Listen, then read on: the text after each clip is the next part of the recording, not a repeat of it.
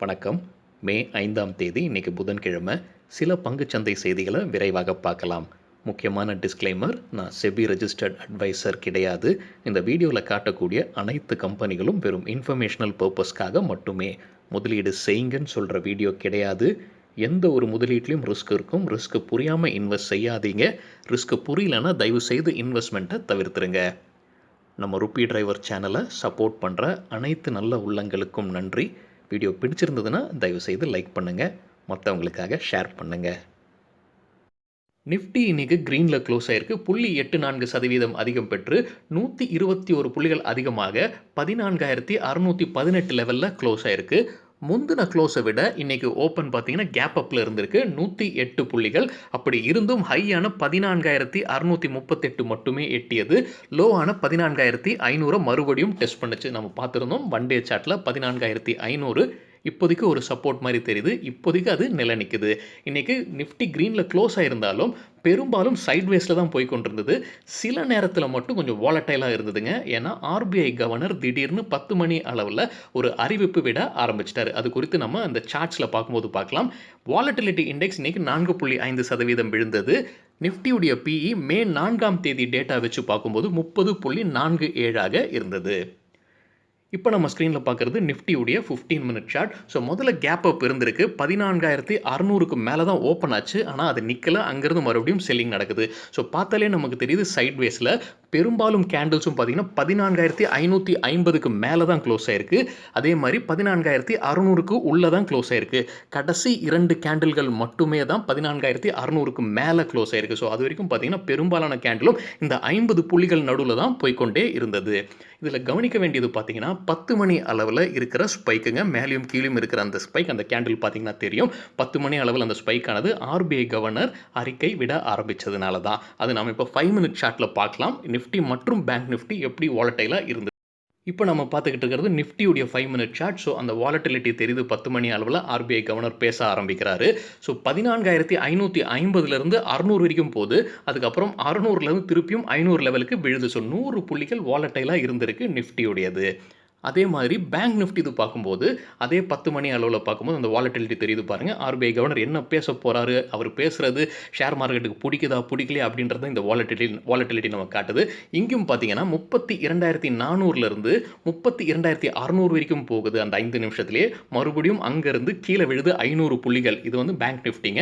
32,100 அதுக்கப்புறம் மறுபடியும் மேலே போக ஆரம்பிக்குது. ஸோ இதுதான் வாலட்டைலாக இருந்தது இன்றைக்கி. அந்த ஆர்பிஐ கவர்னர் ஸ்பீச்னால என்ன பேசினார் அப்படின்றது பின்வரும் ஸ்லைடில் எனக்கு புரிஞ்சதை பதிவு பண்ணுறேன்.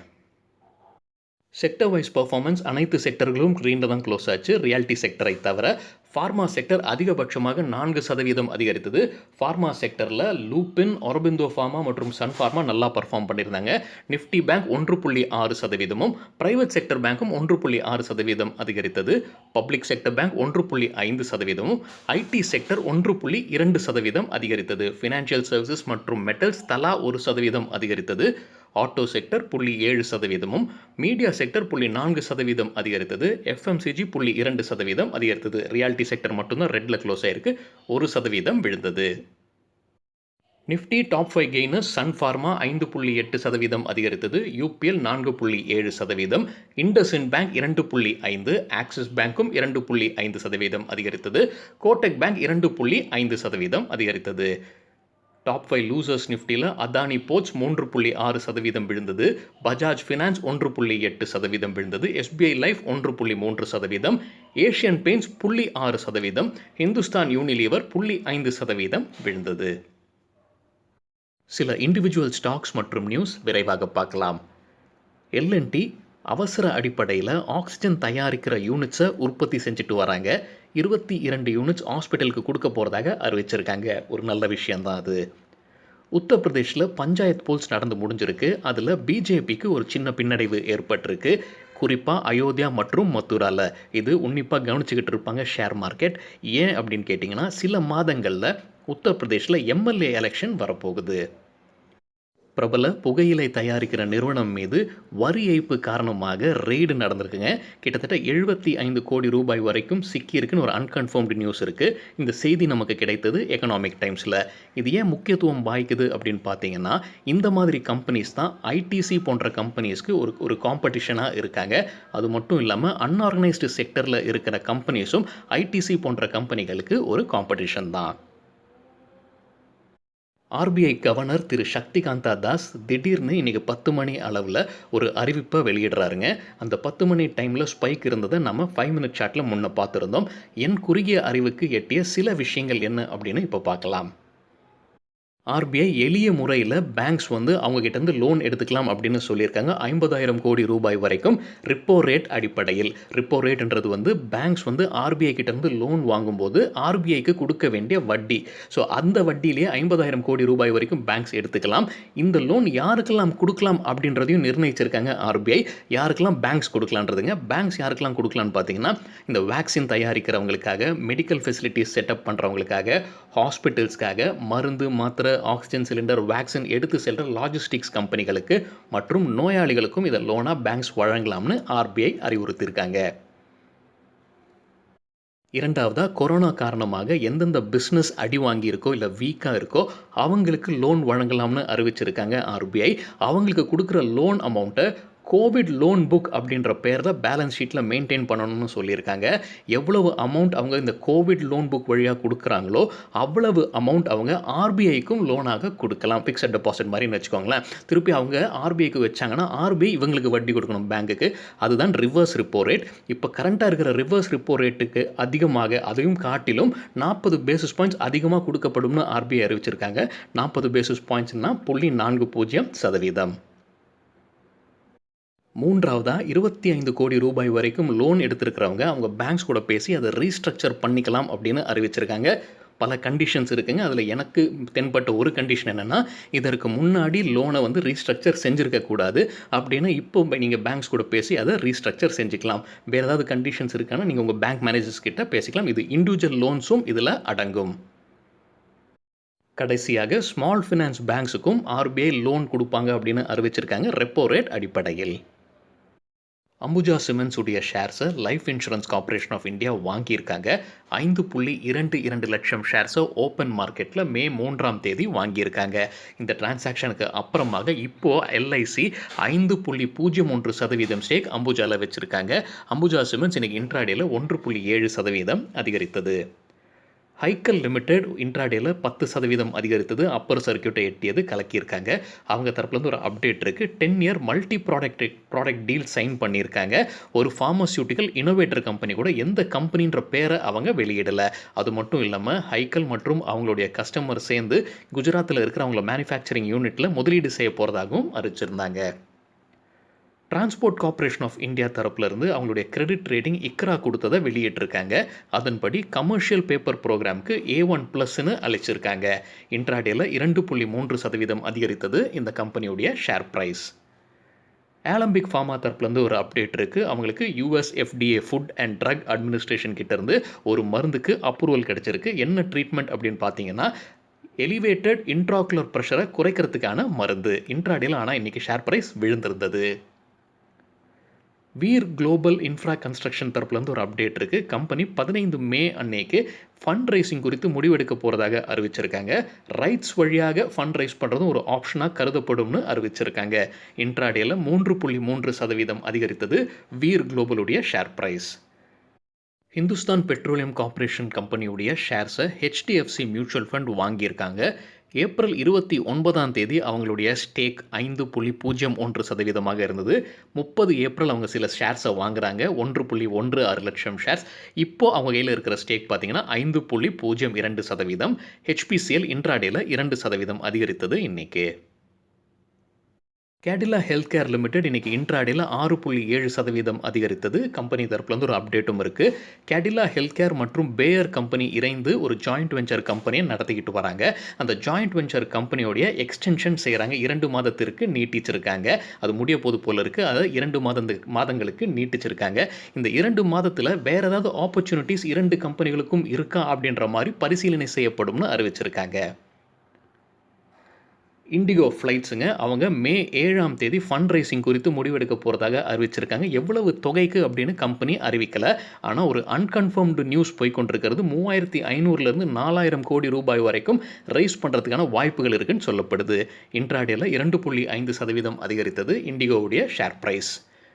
எஸ்பிஐ கார்டு 455 கோடி ரூபாய் ஃபண்ட் ரைஸ் பண்ண போகிறதாக அறிவிச்சிருக்காங்க. நான் கன்வெர்ட்டிபிள் டிபென்ச்சர்ஸ் வழியாக. இன்ட்ராடேல 1% அதிகரிச்சிருக்கு. டைனகான் சிஸ்டம்ஸ் அண்ட் சொல்யூஷன்ஸ் ஐடி கம்பெனிங்க இன்னைக்கு இன்ட்ராடேல கலக்கிட்டாங்க. அப்பர் சர்க்யூட் 20% எட்டியது. கம்பெனி தரப்புலேருந்து ஒரு அப்டேட்டும் இருக்குது. கம்பெனி குளோபல் ஐடி அலையன்ஸில் தேர்ந்தெடுத்திருக்காங்க. மகாராஷ்டிரா சீம்லெஸ் உடைய ஷேர்ஸை எல்என்டி மியூச்சுவல் ஃபண்ட் செல் பண்ணியிருக்காங்க. 14,04,024 ஈக்விட்டி ஷேர்ஸை ஓப்பன் மார்க்கெட்டில் ஏப்ரல் 30ஆம் தேதி செல் பண்ணியிருக்காங்க. 5.02% ஸ்டேக் வச்சுருந்துருக்காங்க எல்என்டி மியூச்சுவல் ஃபண்ட் மகாராஷ்டிரா சீம்லெஸில். இந்த டிரான்சாக்ஷனுக்கு அப்புறமாக குறைஞ்சிருக்கு 2.92%. இன்ட்ராடேல 1% விழுந்திருந்தது மகாராஷ்டிரா சீம்லெஸ் உடைய ஷேர் பிரைஸ். ஏஞ்சல் புரோக்கிங் அவங்களுடைய மந்த்லி பிஸ்னஸ் அப்டேட்ஸை வெளியிட்டிருக்காங்க. இன்றைக்கி இன்ட்ராடேல 7.5% அதிகரிச்சிருக்கு. அவங்க ரிலீஸ் பண்ணியிருக்கிற சில அப்டேட்ஸ் உங்கள் பார்வைக்கு இப்போ ஸ்க்ரீனில் இருக்குது. அதன்படி பார்க்கும்போது கிளைண்ட் பேஸ் பார்த்தீங்கன்னா போன மாதத்துடைய, அதாவது மார்ச் மாதமும் ஏப்ரல் மாதமும் கம்பேர் பண்ணும்போது அதிகரிச்சிருக்கு. 4.12 மில்லியன்லேருந்து 4.42 மில்லியனாக அதிகரிச்சிருக்கு. ஆனால் நம்பர் ஆஃப் ட்ரேட்ஸ் மில்லியனில் பார்க்கும்போது 76 இருந்திருக்கு மார்ச்சில். ஏப்ரலில் 73 மட்டுமே. ஷங்கரா பில்டிங் ப்ராடக்ட்ஸ் லிமிடெட் தரப்புலேருந்து ஒரு அப்டேட் இருக்குது. கம்பெனியுடைய பிஸ்னஸ் ஸ்கோப் இல்லாத சில கடைகளை மூட போகிறதாக அறிவிச்சிருக்காங்க. எந்தெந்த மாநிலத்தில் இருக்கிற கடைகளை க்ளோஸ் பண்ணுறாங்கன்னு பார்க்கும்போது ஆந்திர பிரதேஷ், தெலங்கானா, கர்நாடகா மற்றும் கேரளாவில் இருக்கிற சில ஸ்டோர்ஸை க்ளோஸ் பண்ண போகிறதாக அறிவிச்சிருக்காங்க. இன்றைக்கி இன்ட்ராடேல 1.6% விழுந்தது இந்த கம்பெனியுடைய ஷேர் ப்ரைஸ். பொரிஞ்சு வெல்லியத் மற்றும் அவருடைய கம்பெனியான எக்விட்டி இன்டெலிஜென்ஸ் இந்தியா ஆஷாபுரா மைன் கெம்மில் ஷேர்ஸை விற்றுருக்காங்க. தெரியாதவங்களுக்காக பொரிஞ்சு வெல்லியத் இந்தியாவில் ஒரு பிரபலமான இன்வெஸ்டர். ஓப்பன் மார்க்கெட்டில் மே 4ஆம் தேதி 650 ஷேர்ஸை விற்றுருக்கிறாரு. ஸோ ஸ்டேக் குறைஞ்சிருக்கு, ரொம்ப கம்மியாக தான் குறைஞ்சிருக்குங்க. இந்த டிரான்சாக்ஷனுக்கு முன்னாடி 3.26% ஸ்டேக் வச்சுருந்துருக்கிறாரு. இந்த டிரான்சாக்ஷனுக்கு அப்புறமாக 3.25 குறைஞ்சிருக்கு. இன்றைக்கி இன்ட்ராடேல 1% விழுந்தது ஷேர் ப்ரைஸ். கேசால்ஸ் இந்தியா லிமிடெட் இன்றைக்கி அப்பர் சர்க்யூட் எட்டியிருக்கு. கடந்த 7 நாட்களாக கண்டினியூஸ் அப்பர் சர்க்யூட்டை எட்டிக்கிட்டு இருக்கிற ஒரு ஸ்டாக் இதுங்க. இந்த ஸ்டாக் நமக்கு ஷேர் பண்ணது திரு வெங்கட்ராமன் அவர்கள். அவர்களுக்கு நன்றி. நம்ம யூடியூப் சேனல் நண்பர். என்ன நியூஸ் இருக்குன்னு பார்க்கும்போது ஏப்ரல் 26ஆம் தேதி போனஸ் அறிவிச்சிருக்காங்க. 3 ஷேர் கொடுக்குறாங்க. ஒரு ஷேர் வச்சுருந்தா அது கூடவே ஃபைனல் டிவிடெண்டும் அனௌன்ஸ் பண்ணியிருக்காங்க. 30 ரூபாய் ஒரு ஷேருக்கு. இந்த இரண்டுக்குமே ரெக்கார்ட் டேட் ஒரே டேட்டு தான், ஜூன் 7ஆம் தேதி.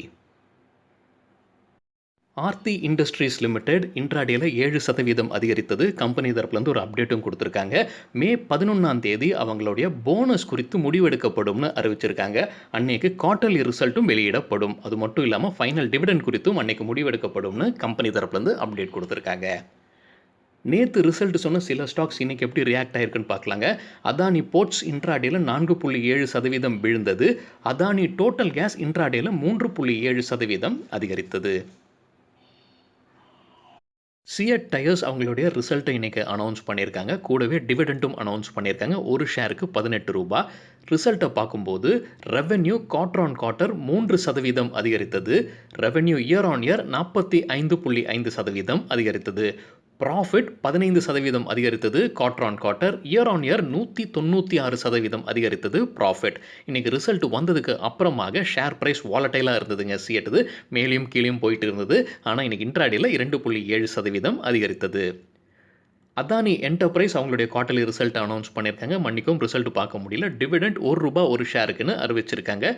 இன்ட்ராடேல 2.2% அதிகரித்தது. கிர்லோஸ்கர் எலக்ட்ரிக் கம்பெனி தரப்புலேருந்து ஒரு நெகட்டிவ் நியூஸ் இருக்குங்க. அவங்களுடைய சில ஊழியர்களை பணி நீக்கம் செய்திருக்கிறதா அறிவிச்சிருக்காங்க. இது இடைக்கால பணி நீக்கம் மாதிரி தெரியுதுங்க. மே 11ஆம் தேதியிலிருந்து ஜூலை 10ஆம் தேதி வரைக்கும் அப்படின்னு அறிவிச்சிருக்காங்க company. Gainers with high volume பட்டியலை விரைவாக பார்க்கலாம். ஹை வால்யூம்னு எப்படி சொல்கிறோன்னா, இன்றைக்கி வால்யூம் கூட கடந்த 10 நாளைக்கான ஆவரேஜ் வால்யூமை கம்பேர் செய்து 100%க்கு மேலே இருக்கிற சில ஸ்டாக்ஸ் கெய்னர்ஸ்ன்னு சொல்லும்போது ஷேர் ப்ரைஸ் அதிகரித்திருக்க வேண்டும். டிஐஎல் இன்ட்ராடேல 20% அதிகரித்தது ஷேர் ப்ரைஸ். 1600க்கு மேலே வால்யூம் அதிகரித்தது. எஸ்ஐஎல் இன்வெஸ்ட்மெண்ட்டும் ஷேர் ப்ரைஸ் 20%, வால்யூம் 1300க்கு மேலே. Agrotech foods 15% share price, 1229% volume. GE shipping 14% share price 584% volume. Parag milk foods 14% share price 1260% volume. Lupin 13% share பிரைஸும் 903% வால்யூம் அதிகரித்தது. கில்ச் ட்ரக்ஸ் 10% ஷேர் பிரைஸும் 394% வால்யூம் அதிகரிப்பு. JSW எனர்ஜி 8% ஷேர் பிரைஸ் அதிகரிப்பு 234% வால்யூம் அதிகரிப்பு. EID Parry's sugar company 8.5% share பிரைஸும் 159% volume அதிகரிப்பு. Stove craft நம்ம pigeon பிராண்டை வச்சிருக்கிற கம்பெனி 8.5% ஷேர் பிரைஸும் 258% வால்யூம் அதிகரிப்பு. லூசர்ஸ் வித் ஹை வால்யூம் பட்டியலில் ஆலம்பிக் ஃபார்மா 5% விழுந்தது 204% வால்யூம் அதிகரித்தது. கார்போரண்டம் 4.5% ஷேர் பிரைஸ் வீழ்ச்சி 220% வால்யூம் அதிகரிப்பு. மைண்ட்ஸ்பேஸ் REIT 2.5% ஷேர் பிரைஸ் வீழ்ச்சி 131% வால்யூம் அதிகரிப்பு. சரிங்க, இதுதான் சில விஷயங்கள் என்னுடைய பார்வைக்கு எட்டியது. உங்களுக்கு ஏதாவது இன்ட்ரெஸ்டிங்கான விஷயம் தென்பட்டிருந்ததுன்னா தயவுசெய்து பகிர்ந்து கொள்ளுங்கள். வீடியோ பற்றியான ஃபீட்பேக்கும் தயவுசெய்து பகிர்ந்து கொள்ளுங்கள். நன்றி, வணக்கம்.